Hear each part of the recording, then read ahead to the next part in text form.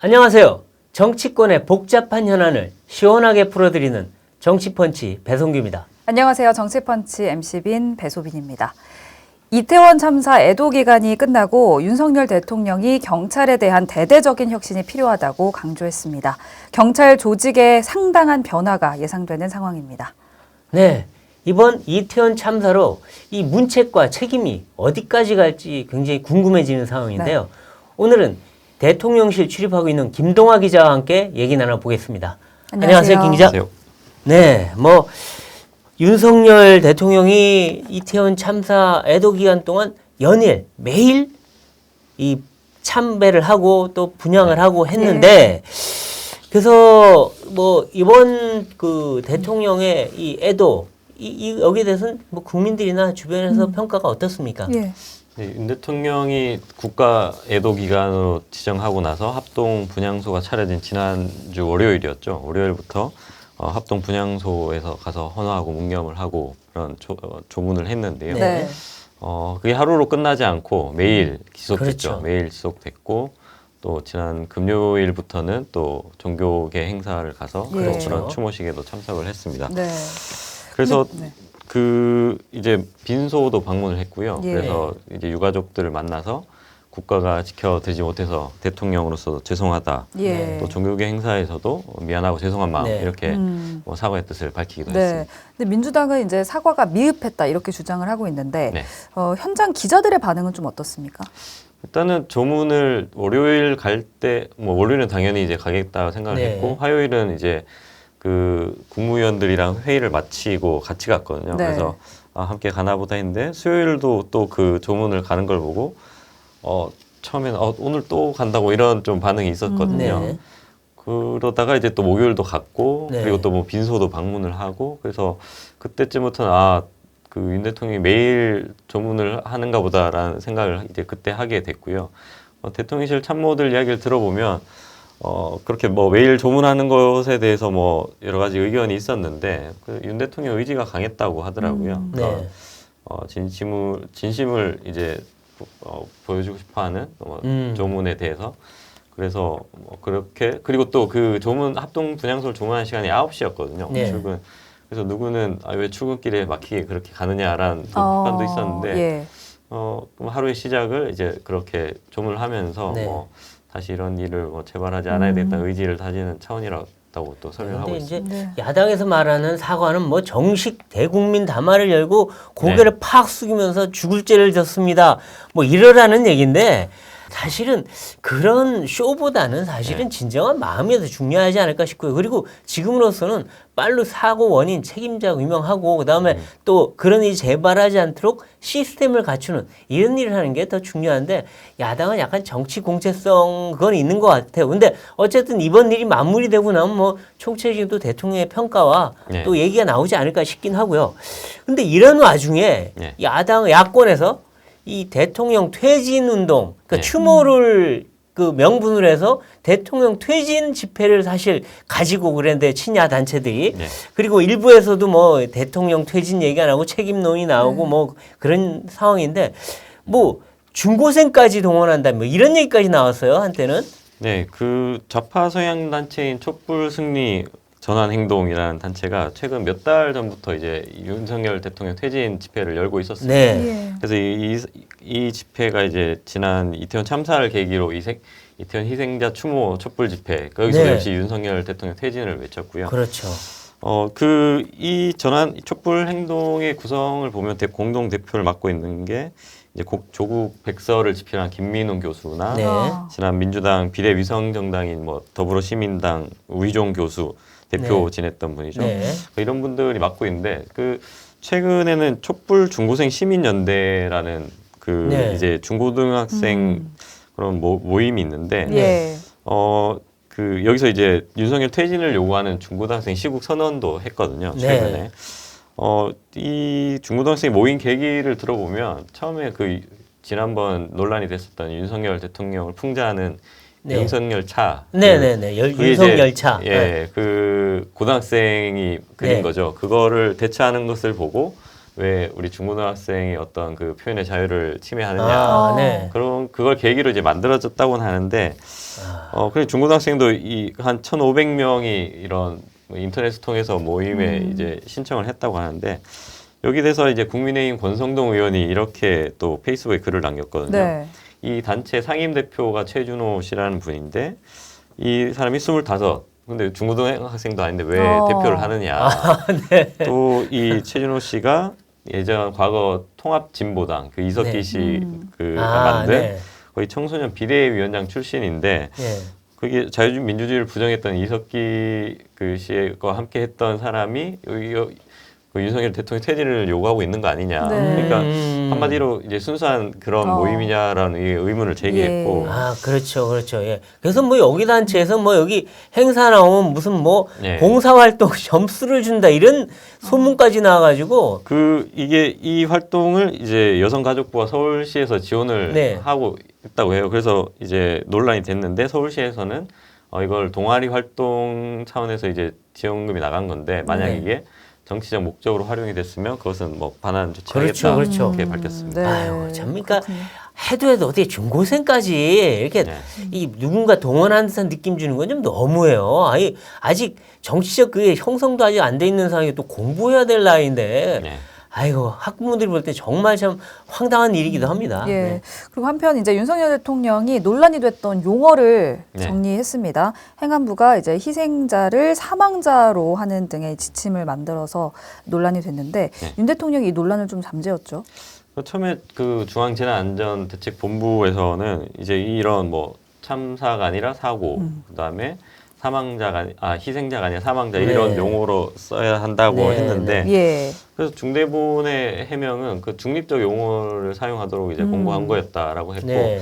그런데 뭐 윤석열 대통령도 어제 그 월요일 날 이제 그 안전 시스템 점검 회의를 하면서 이태원 참사라고 표현을 했고 예. 또 어떤 그 희생자의 뭐 명복을 빈다 이런 표현을 했거든요. 그렇죠. 그건 관행적으로 그렇게 쓰긴 해요. 그 네. 화요일에 열린 그 이제 국회에서 열린 뭐 운영 회의나 각종 회의에서도 대통령실 관계자들도 뭐 그 용어는 사실 이렇게도 쓸 수 있고 저렇게도 쓸 수 그렇죠. 있다. 맞아요. 맞아요. 국민의힘에서도 그랬거든요. 이제 네. 이재명 대표나 뭐 고민정 최고위원도 처음에는 사고 뭐 이런 표현을 썼다. 네. 그러니까 이게 뭐 용어 자체가 이렇게 뭐 논란이 되는 것은 뭐 그렇게 그렇죠. 바람직하진 않죠. 그러니까 참사라는 거에 참담한 사고 예. 얼마나 많은 사람이 죽었으니까 그리고 희생자가 네. 어떤 뭐 고의적인 뭐 범죄 희생자가 보통 1번 의미 희생자지만 우리 예. 국어 사전에 보면 2번 뜻이 있어요. 네.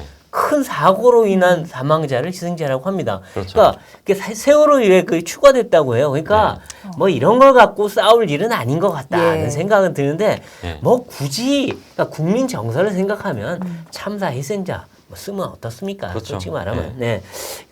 그런데 이제 어제 대통령 주재로 열린 회의에서 보면 대통령이 정말 높은 강도로 고강도로 경찰을 아주 세게 질타했어요. 막 네. 책상을 막 예. 이렇게 손으로 두드리면서 네. 4시간 동안 도대체 경찰은 거기서 바라보면서 뭐 했냐. 네. 이게 꼭 무슨 권한이 있어야 하는 거냐. 경찰이 보면 알지. 네. 그 대노를 했다고 하는데요. 네.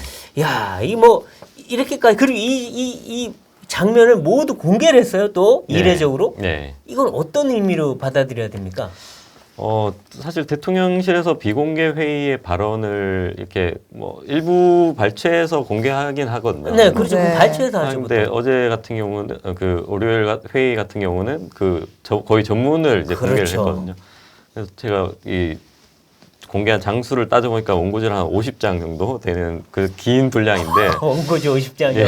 어. 이게 긴 분량인데 그 발언의 주 타겟은 이제 경찰이죠. 네, 그렇죠. 그 회의 자체도 뭐 윤희근 경찰청장, 뭐 이상민 행안부 장관도 있었고 했는데 네. 그 면전에서 그 윤희근 청장이 보는 앞에서 경찰 네. 뭐 4시간 그 신고가 당일날 그렇죠. 29일 당일날 6시 네. 34분부터 들어왔는데 네.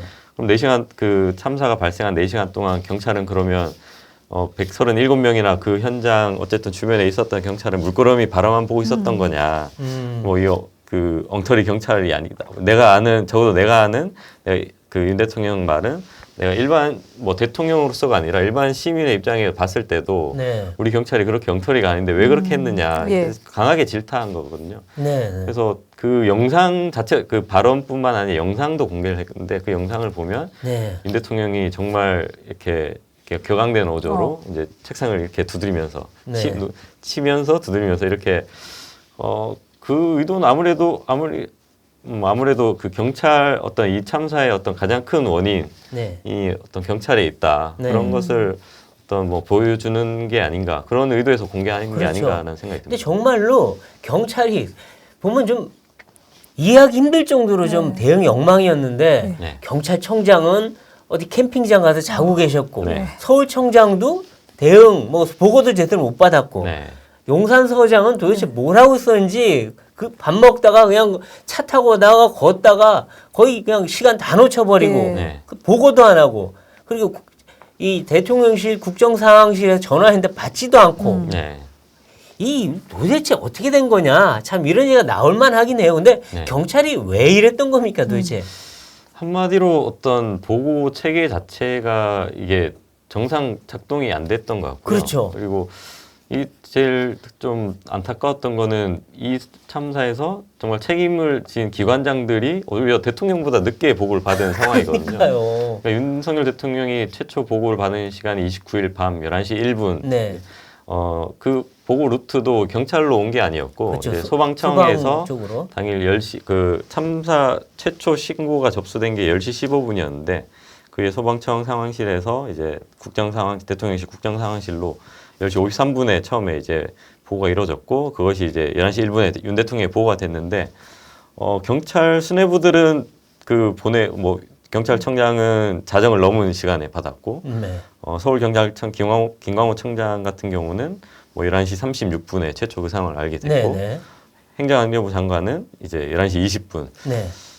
그러니까 현장에서는 이미 뭐 10시 15분부터 이제 긴급 상황이 참사가 발생을 했고 이제 구조대가 출동했고 경찰에서도 같이 이제 그런 작업이 있었는데 그것이 이제 어떤 정상적인 범위였으면 상황실 통해서 또 서울청 그렇죠. 네. 상황 근데 그 서울청 상황관리관으로 있었던 그 류미진 총경 같은 경우는 자기 방에 콕 박혀갖고 그 상황실에 있지 있지도 않고 않았죠. 자기 네. 사무실에 있다가 참사가 발생하고 나서 1시간 한 20분이 지난 후에 도착을 했고 그러다 보니까 그 류미진 총경이 이제 그 서울청장한테 보고한 시간도 자정을 넘긴 시간이죠. 그렇죠. 예.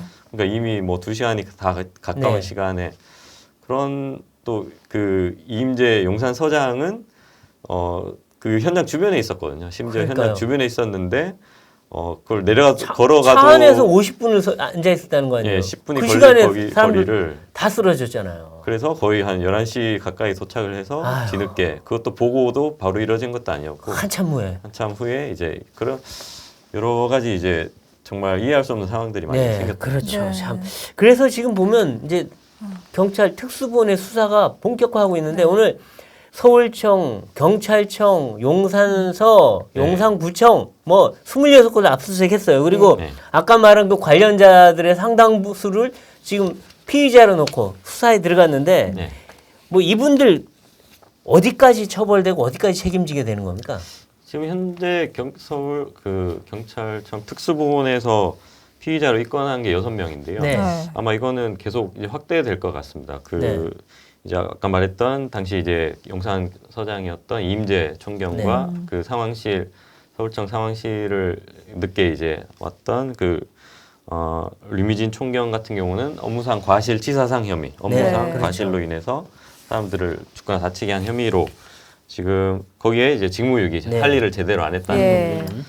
그리고 또 용산서에 있는 정보과장 계장 같은 네. 경우는 그 참사 전에 이제 여러 정보 보고를 통해서 이제 이태원에 할로윈을 맞아서 그거 사람들이 많이 몰릴 것 같다는 정보가 이제 보고서를 올린 것이 이제 참사 후에 삭제된 정황이 지금 그렇죠, 발견이 그렇죠. 됐어요. 그래서 그 증거 인멸 등 혐의로 지금 이제 입건이 됐고 지금 용산 그 구청장과 용산 소방서장도 네. 제대로 대응하지 않은 걸로 업무상 과실치사상 혐의로 네. 지금 이제 입건이 그렇군요. 돼 있는 상태고요. 그 예. 6명이 지금 입건이 됐고 아마 오늘 그 화요일 날 이제 특수본에서 또 또 대대적인 압수수색을 벌였거든요. 네. 서울청과 뭐 용산서 이런 네. 그래서 이 어떤 책임이 점점 이제 지금은 이제 서장 총경급인데 이것이 과연 어느 윗선까지 올라갈 것이냐 이제 수사 결과를 좀 봐야 될 것 같습니다. 예. 그리고 이제 민주당 이재명 대표는 국정조사, 그다음에 특별검사제도 도입을 주장하면서 전면적인 내각 쇄신을 촉구하고 있습니다. 민주당의 특검 주장 어떤 근거를 가지고 있는 겁니까? 그러니까 민주당에서는 이제 국정조사를 이제 주장을 했고 이제 뭐 요 며칠 사이에는 이제 특검을 주장을 하는데 국정조사가 강제 조사권이 없는데 네. 해봐야 별로 의미가 없다. 그래서 네. 특검을 하자는 거고 국민의힘 같은 경우는 지금 이제 초동수사가 중요한데 네. 특검이라는 거는 뭐 한다고 해도 바로 되는 것도 아니고 특검하려면요. 보통 한 달 걸려요. 한 달. 네, 아무리 빨리 한다 해도 네. 그 정도가 되는데 뭐 통과가 돼야 되고 또 수사도 꾸려야 되고 그건 괜한 정쟁일 뿐이다. 시간 네. 끌기다라는 거고 그래서 또 한편에서는 이제 경찰이 어쨌든 이 사건의 주요 혐의가 밝혀지고 있잖아요. 대처를 제대로 안 한 혐의가 있는데 그 경찰을 지금 경찰이 수사하는 거거든요. 글쎄 말이에요.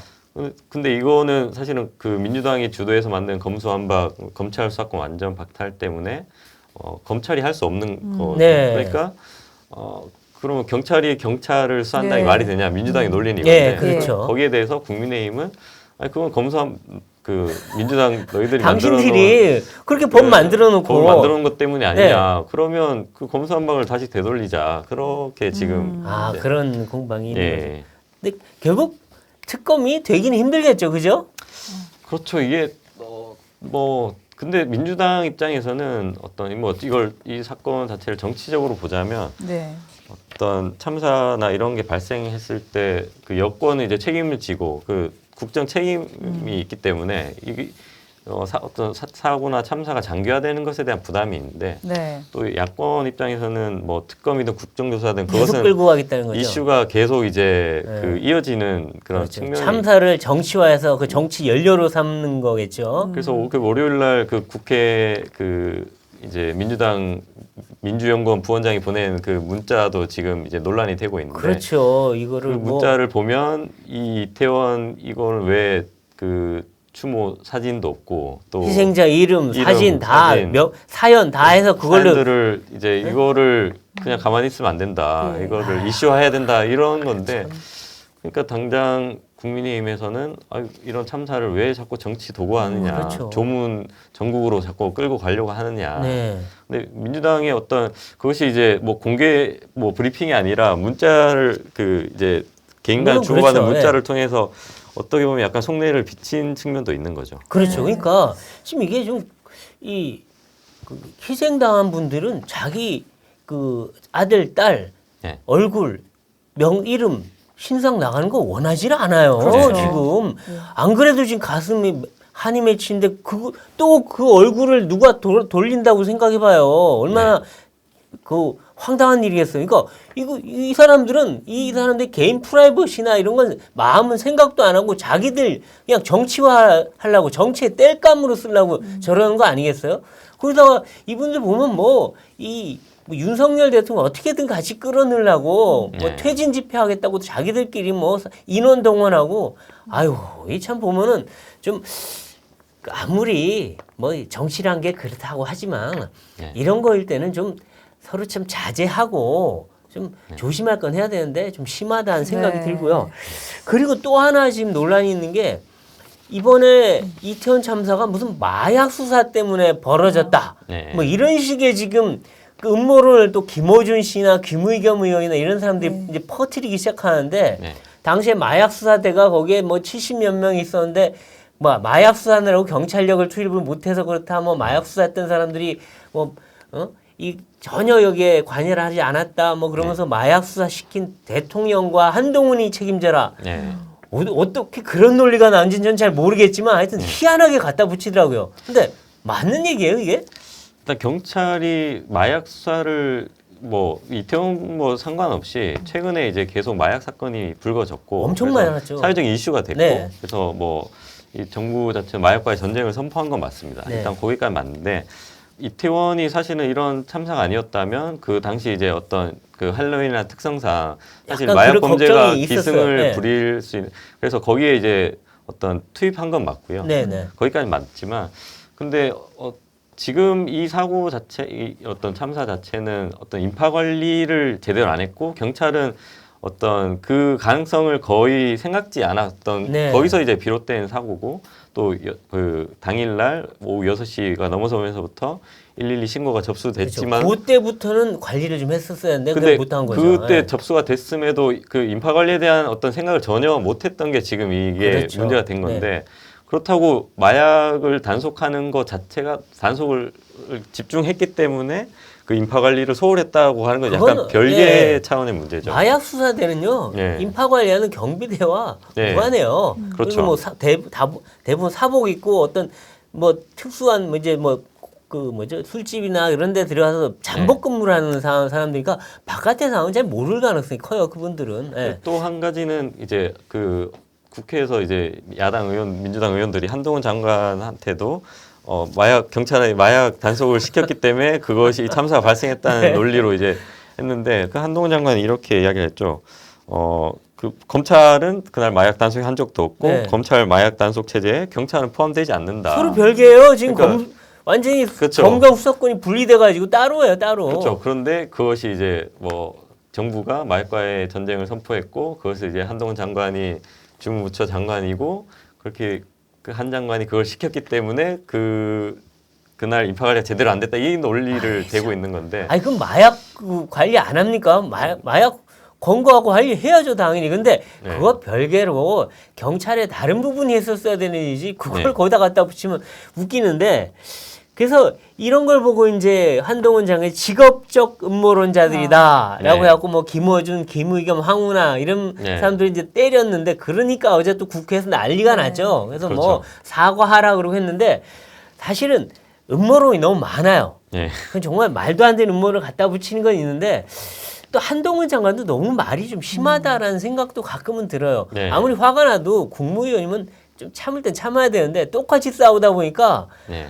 이 자꾸 그 뭐랄까 막 큰 소리 나오게 하는 네. 그런 건데 한 장관도 조금은 좀 물러날 땐 물러나야 되지 않을까 하는 생각도 들긴 들어요. 네, 월요일 날 이제 황운하 의원을 겨냥해서 뭐 직업적 음모론자라고 네. 하면서 이제 상임위가 파행을 했죠. 그래서 다시 열었는데 사과를 하라고 했는데 네. 안 했고 그래서 다시 한번 또 정회가 됐다가 거의 이제 자정 다시 열렸고 또 화요일에도 이제 관련해서 열렸는데 사과할 생각 없느냐고 하니까 그 음모론을 퍼뜨린 사람이 사과해야지 왜 내가 하느냐 그렇죠. 이런 음모를 식으로 버티는 사람이 일차적인 잘못이죠. 네. 그렇게 뭐 그래서 뭐 야당은 물론이고 뭐 여당에서도 그 한 장관의 어떤 약간에 대해서 좀 약간 주의가 필요하다는 목소리가 왜냐하면 나오고 이게 있죠. 그 비극적인 참사에 관한 일이기 때문에 네. 자기가 조금 뭐라도 말을 하기보다는 그런 건 아닙니다 하고 여기 딱 끊고 가는 게 좀 더 현명하지 않을까 하는 생각이 좀 듭니다. 네. 그리고 이제 이번 이태원 사고 수사와 관련해서 또 상설특검에 대한 이야기가 나오고 있는데 상설특검이 좀 대안이 될 수 있을 거라고 보십니까? 민주당이 상설특검은 정부가 주도하는 거고 또 일반 특검은 이제 국회가 주도하는 거기 때문에 민주당에서는 어떤 그 일반 특검 쪽으로 지금 주장을 하고 있는데 네. 이게 일반 특검이든 상설특검이든 이제 아까 말씀드렸다시피 어떤 그런 거군요. 일단은 경찰 수사가 진행이 되고 있고 여기서 만약에 이제 국민적 의혹이 해소되지 않고 뭔가 미진한 부분이 있다고 하면 국민의힘에서도 그건 동의하는 부분이거든요. 일단은 그걸 지켜보고 난 뒤에 미진하다고 하면 이제 뭐 국정조사든 이제 이후에 그때 가서 이제 생각할 수 있는 거지. 네. 지금은 사실은 뭐 참사 발생 열흘도 안 됐는데 그것을 이제 바로 초동수사 단계부터 그거를 특검으로 간다는 것은 사실은 좀 말이 안 된다. 경찰 네. 수사가 중단돼 버려요. 네, 그러니까 오히려 네. 특검으로 간다고 하면 경찰 입장에서는 이 초동수사를 자체를 이제 되게 뭐 크게 의미를 안 둘 수가 그렇죠. 위험이 있는 네. 거거든요. 그래서 네. 이 또 참사 같은 경우는 뭐 목격자 뭐 어떤 진술 이런 증거들이 또 중요하기 때문에 예. 처음에 어떤 이런 걸 최대한 수집해놓고 하는 게 되게 중요하거든요. 그렇죠. 예. 그렇죠. 맞습니다. 그리고 또 이제 이상민 행안부 장관을 비롯해서 내각 총사퇴를 민주당이 주장을 하고 있는 상황인데 네. 사실 총사퇴는 조금 현실성이 없어 보이기는 합니다만 어떻게 좀 보고 계십니까? 일단 정부 대통령실 기조도 그렇고 정부에서도 기존은 선 진상규명 후 뭐 문책 네. 이런 거고 어제 그 월요일 날 윤 대통령 그 안전 시스템 점검회의 발언을 보면 이렇거든요. 책임은 있는 사람한테 딱딱 물어야 하지 그냥 네. 막연하게 다 책임져라는 것은 현대사회에서 있을 수 없는 이야기다. 네. 그래서 이 발언을 보면 또 어제 배경 분위기가 이제 경찰이 이제 집중 타겟이 네. 됐고 네. 그 일단은 뭐 해석을 하는 거는 경찰 어떤 지휘고와에 따라서 또 책임질 부분을 책임지고 당장은 어떤 이상민 장관 사태에 대해서는 좀 선을 그은 게 아닌가라는 해석이 나오는 상황이고요. 아, 네. 이 화요일 날 이제 국민의힘에서도 그렇고 뭐 김대기 대통령실장도 그런 비슷한 이야기를 네. 했는데 이주영 모델에 대해서 많이 이야기를 하고 있거든요. 아, 옛날에 해수부 장관 해수부 장관 세월호 때 네. 그 세월호 참사 때 그 해수부 장관이었는데 사고를 다 그때 뭐 그렇죠. 수염 기른 수염까지 모습 다 기르고 기억하실 거의 텐데. 노숙하듯이 그래서 있었죠. 다 수습하고 이제 뭐 8개월 뒤에 그만두었는데 네, 네. 이것도 역시 그 김대기 대통령 비서실장은 그런 이야기를 했거든요. 지금 당장 이제 이런 걸 수습을 해야 되는데 여기서 그만두면 여기 또 다시 세우는 데까지 뭐 한두 달이 걸릴 텐데 그럼 네. 이 중요한 시기에 공백을 어떻게 할 거냐 네. 그런 논리를 대고 있는 거고 민주당에서는 그게 아니다. 이거 어떤 이 참사의 책임을 재난을 책임지고 있는 장관이 제대로 대응을 못했으면 그 장관이 책임지고 사퇴해야 되는 거 아니냐. 네. 그게 이제 지금 대립하고 있는 거죠. 네. 근데 지금 사실 이상민 장관이 법적으로 무슨 잘못을 했느냐, 업무상 과실이 있었느냐 없느냐 보면은 명확한 과실은 없어요. 그리고 뭐 이제 업무상 지휘 책임을 지는 건데, 근데 이제 문제는 일부에서 아니 경찰만 그렇게 맨날 때려 비판하고 그다음에 그 소방서장 용산 소방서장도 입건을 하고 네. 구청장도 입건을 하고 경찰도 다 입건을 했는데 그럼 그 전체 다 책임을 지는 사람이 누구냐? 네. 소방, 행정, 치안 다 누굽니까? 이상민 장관이잖아요. 그렇죠. 네. 그럼 최고 책임을 지는 책임자는 그럼 자기 현장 실무진만 다 처벌하고 책임지게 한 후 자기는 정체적인 지휘 책임은 안 지느냐 이런 얘기를 하는 사람들이 있어요. 그렇죠. 어떻게 보십니까? 이거는 국민의힘에서도 그런 이야기를 하는 거거든요. 이게 결론적으로 이게 156명이 이제 사망한 어떤 큰 참사고, 그렇다면 이거 당연히 어떤 경찰 재난안전 뭐 치안의 어떤 네. 주무부처 장관 책임 뭐 그런 어떤 업무상 책임도 있고 또 네. 이거는 어떤 정치적인 정무적 책임도 있는 거다라고 이야기를 하고 또 심지어는 이제 국민의힘 내에서도 이건 이상민 장관을 넘어서 한덕수 총리까지 이게 책임져야 될 문제라고 하는 사람들이 있거든요. 네. 그래서 이거는 사실은 이제 이 정무적 책임이라는 게 그것이 어떤 그 책임 있는 사람이 이 자리에서 수습을 한다는 것은 국정 운영에서는 또 다른 큰 부담인 건 맞거든요. 네. 그래서 네. 이게 과연 어떤 뭐 지지율이 그것을 위해서 한다기보다는 이게 국정 운영에 이렇게 부담으로 계속 작용할 텐데 끝까지 이 장관을 이제 뭐 어떤 경질 없이 갈 수 있느냐. 네.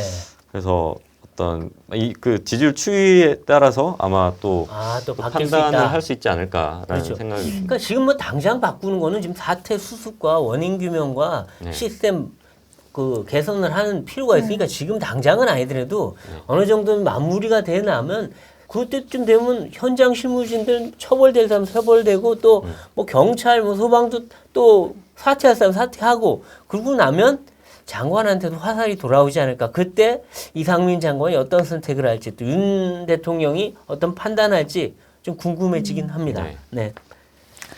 정치펀치 시청자 여러분, 저희 조선일보가 이번에 새로 신문 구독을 신청해 주시는 분들을 상대로 이벤트를 진행합니다. 네, 아래 번호로 연락 주셔서 배성규, 배소빈의 정치펀치를 보고 구독 신청한다고 말씀해 주시면 2023년 벽걸이 달력을 드립니다. 기존 구독자분들께서는 조선 멤버스를 통해서 2023년 벽걸이 달력 증정 이벤트를 진행하고 있으니까요. 많은 관심 부탁드립니다. 네, 대한민국 1등 신문 조선일보 많이 구독 신청해 주시고 신년 달력도 받아가세요. 네, 그리고 이제 좀 주제를 바꿔서 예. 그 이태원 참사에 또 한 뭐 일주일 넘게 가려져 있었지만 이 대장동 사건 네. 이게 다시 이 수면 위로 올라올 텐데 네. 네. 김용 부원장에 대해서 경찰이 기소를 했습니다. 그래서 이 정치자금법 위반 혐의인데 예. 이 공소장에 이재명 네. 대표의 정치자금, 네. 대선장 이게 명시가 된 걸로 아마 알려지고 있어요 지금. 네. 자, 그러면 이제 이 김용 만약 기소까지 되고 나면 이제 앞으로 이 어떻게 될까요? 일단 검찰이 기소한 혐의를 보면 김용 그 이재명 민주당 대표의 최측근이라고 할 수 있는 이제 김용 민주연금 부원장을 기소하면서 이제 불법 정치자금 수수 혐의 8억 네. 4,700만 원 수수한 혐의인데 작년이죠. 대선을 앞둔 작년에 이제 유동규 씨와 뭐 정민용 변호사가 공모해서 남욱 변호사에게 불법 정치자금을 수수한 혐의고요. 김용 부원장은 일단은 이제 혐의를 전면 부인하고 있는 네. 상황이고 구속 기소가 됐지만 근데 검찰은 되게 자신하고 있는 분위기입니다. 여러 가지 정황 그렇죠. 뭐 증거들 네.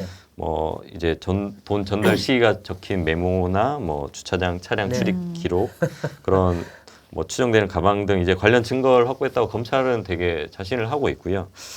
그래서 그런 불법 정치자금이 결론적으로 보면 이제 향하는 곳이 결국 이재명 대표거든요. 그렇죠. 그러니까 이게 구속 기소됐고 이 어떤 계속 이제 검찰 뭐 어떤 재판을 통해서도 이런 이야기들이 나올 거고 결론적으로는 이제 정점이 이재명 대표를 향할 것이다. 아, 네. 것이다. 네. 네. 네. 그리고 지금 이제 대장동 수사가 대선 자금 수사 그리고 성남시장 선거 자금 수사로도 좀 확대가 되고 있는 상황이죠. 네.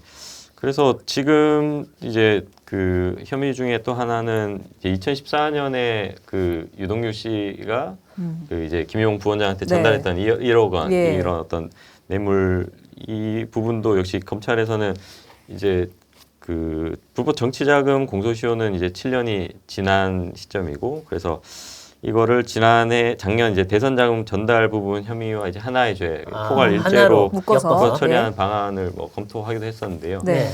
그러니까 뭐 지금 이제 이재명 대표를 둘러싼 혐의가 뭐 김용 부원장 관련된 혐의도 있고 네. 또 정진상 정부조정 실장 또 네. 또 다른 최측근이죠. 또 유동규 씨가 지금 계속해서 지금 이재명 대표에게 불리한 진술을 지금 뭐 언론을 통해서도 지금 그렇죠. 말하고 있고 네. 그래서 이거 잠시 이제 어떤 사실은 이태원 참사 전에 그 굉장히 이제 가속도를 내던 상황이었는데 잠시 이제 멈춰섰다가 이제 다시 구속 기소를 기점으로 좀 더 이슈화가 되지 않을까 하는 네. 생각이 듭니다. 예. 네, 이제 뭐 안보 문제로 한번 가보죠. 이 북한이 연일 뭐 미사일 도발에 항공기를 띄우고 포사격을 하고 정말 뭐 전방위 도발을 해 오고 있는데요. 이게 아마 이제 북한 핵실험에다가 ICBM 재발사까지 줄줄이 이어져서 자기네들의 핵무력 완성을 선언하고 싶어 할 텐데, 네. 자, 우리 정부 정말, 야, 이 출범 초반부터 최대 안보 위기 상황에 처해 있는데, 네. 어떻게 지금 대응하고 있습니까? 일단 그 이제 뭐 7차 핵실험 가능성에 대해서는 언제든 뭐 이제 뭐 김정은이 마음만 먹으면 할 수 있는 네. 상황이라고 보고 있고요. 이제 강도 높게 뭐 규탄을 하면서 그 뭐 김성한 국가안보실장은 이렇게도 이야기를 했거든요. 네. 뭐 만약 7차를 한다면 네. 절대로 6 더하기 1은 아닐 것이다. 네. 네. 이제 뭐 지금까지 대응했던 그런 방식으로 대응하지 않을 것이다. 뭐 강한 대응을 지금 어쨌든 예고를 하고 있습니다. 그래서 네. 구체적인 대응 방식에 대한 질문에는 뭐 미리 패를 깔 수 없다는 식의 이제 하고 있는데 네. 그 이제 뭐 최근에 부쩍 뭐 이 지난달부터 이제 도발 수위가 뭐 잦아졌고 또 네. 강도도 되게 심화된 건 맞습니다. 그래서 그때마다 뭐 NSC나 또 여러 가지 이제 대응 뭐 사격이나 어떤 저희도 미사일을 날리고 네. 하고 있고 또 이제 한미일 어떤 군사 협력을 통해서 이제 뭐 강한 이전에 없는 강한 방식의 대응을 예고하고 네. 있습니다. 그리고 또 이제 한미 국방부가 SCM에서 공동 성명을 내놨습니다. 네. 김정은 정권 종말 이런 네. 문구가 담겼는데 어떻게 좀 이건 해석을 할 수가 있을까요? 한미 국방부 장관이 지난 3일이죠. 이제 미국에서 이제 한미 안보 협의 회의를 했고 예. 거기서 이제 로이드 오스틴 장관이 이렇게 미국이나 동맹 우방국에 대한 어떠한 핵 공격도 용납할 수 없다. 이는 김정은 정권의 종말을 초래할 것. 예. 네. 사실 이 어떤 뭐 이 문구가 이제 공동 성명에 포함된 건 처음이거든요. 예. 김정은 정권 종말. 그러니까 일단 이제 강한 경고죠. 이제 7차 핵실험. 그래서 일각에서는 이제 북한의 7차 핵실험이 정말 어떻게 보면 마지막 카드거든요. 이제 네. 미국을 예. 뭐 김정은 입장에서는 미국을 움직일 수 있는 그래서 과연 그걸 쉽게 할 거냐 아니면 끝까지 그 카드를 칠 거냐 여기에 대해서는 조금씩 또 근데 어쨌든 뭐 미국도 그렇고 한국도 그렇고 이제 뭐 이런 정권 종말이라는 표현까지 써가면서 되게 어떤 강력한 대응을 예고하고 네. 있어요. 글쎄요. 근데 말은 센데 네. 실제로 네. 김정은의 종말을 하게 할 어떤 가시적인 수단이 뭔지 네. 또 우리가 갖고 있는 게 뭔지 보고 있으면 좀 답답해요. 그러니까 말은 할 수 있지만 실질적으로 지금 김정은의 폭주를 이 막을 수 있는 주저앉힐 수 있는 네. 실질적인 카드를 우리가 쥐고 있느냐. 네. 그게 윤석열 정부의 상당히 큰 과제가 아닐까 예, 생각이 맞습니다. 듭니다. 그리고 여기에 이제 네. 경제 전망도 굉장히 암울한 그렇죠. 상황이잖아요. 그렇죠. 그래서 이제 국민들 먹고 사는 일을 좀 잘 해결을 해야 할 텐데 이제 2달 남은 이 국회 상황을 좀 전망을 해본다면 국회 상황은 이제 사실 예산안 정국이 시작이 됐는데 되게 쉽지 않은 상황인 건 맞고요. 네. 왜냐하면 뭐 이런 이태원 참사 대응을 놓고도 지금 여야 의견이 네. 대립하고 네. 있고 또 뭐 이재명 대표를 둘러싼 수사가 이제 점점 이제 가시화되면 상황은 협치 가능성 뭐 정말 쉽지 않고 한데 그럼에도 불구하고 좀 정치력을 발휘를 해야겠죠. 예. 그러니까 야당이 윤석열 정부 예산 다 깎겠다. 네. 그리고 이재명 예산 다 넣겠다. 이러고 있으니 뭐가 되겠어요. 아마 또 예산안 시한 내에 통과되기도 힘들 거고 정말 잘못하면 12월 31일까지 여야 간 또 예산 싸움이 있을지도 모르고 또 뭐 각종 정책 법안들도 아마 줄줄이 아마 그렇게 되지 않을까 하는 우려가 아주 큰데 네. 아이고 지금 뭐 경제 상황은 암울한데 네. 국민들 지지율 왜 그 윤석열 대통령 제일 못하는 게 뭐냐 했더니 경제라 그러더라고요 다. 그러니까 그만큼 먹고 살기 힘든데 네. 뭐 야당은 계속 발목 잡고 하면 더 힘들지 않을까 걱정이 됩니다. 그리고 마지막으로 지금 뭐 그동안 사람들 관심을 끌었던 게 도대체 관저에 언제 들어가냐 했는데 이제서야 이사가 시작됐다. 네. 그리고 이사가 종료됐냐 아니냐는 모르겠지만 관저 이사를 했다고 하는데 어떻게 한 겁니까? 그 이제 월요일 날 저녁에 이제 윤 대통령이 퇴근하면서 한남동 관저 네. 원래 예. 서울 서초동 사저에서 이제 네. 관저로 들어갔고 네. 화요일 날도 한남동 관저에서 출근을 했습니다. 그래서 네. 그 화요일 오전까지는 대통령실에서도 어떤 발표도 안 하다가 오후 네. 1시에 네.